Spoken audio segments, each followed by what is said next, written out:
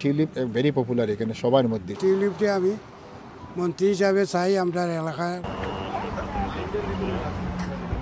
যুক্তরাজ্যের জাতীয় নির্বাচনে বাংলাদেশি প্রার্থী ৩৪ জন, তাদের মধ্যে চতুর্থবারের মতো প্রার্থী বঙ্গবন্ধুর নাতনি টিউলিপ সিদ্দিক। আসন সীমানা কিছুটা পরিবর্তিত হলেও এবারও বিপুল ভোটে বিজয়ী হয়ে তার সংসদ সদস্য হওয়ার সম্ভাবনা রয়েছে।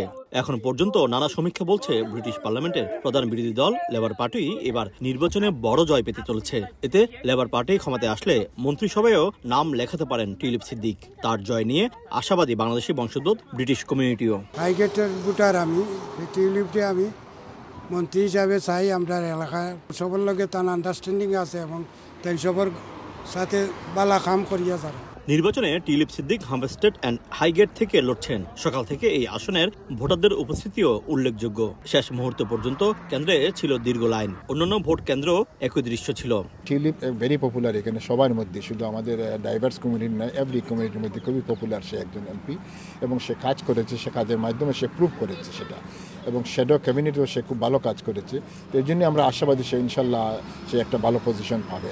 2015 সাল থেকে 2024 সালে পার্লামেন্ট বিলুপ্তের আগ পর্যন্ত টিউলিপ সিদ্দিক হাম্পস্টেড অ্যান্ড কিলবার্নের সংসদ সদস্যের দায়িত্ব পালন করেন।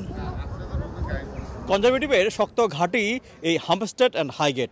একই সাথে নতুনভাবে সীমানা নির্ধারণ করা হয়েছে এই আসনটি, আর এখান থেকেই প্রার্থী হয়েছেন লেবার দলীয় টিউলিপ সিদ্দিক। ভোটাররা ধারণা করছেন শুধু বিপুল ভোটের ব্যবধানে জয়লাভ নয়, যদি সরকার গঠন করে লেবার তাহলে তিনি মন্ত্রিসভায় স্থান করে নেবেন। শোয়েব কবির, সময় সংবাদ, লন্ডন।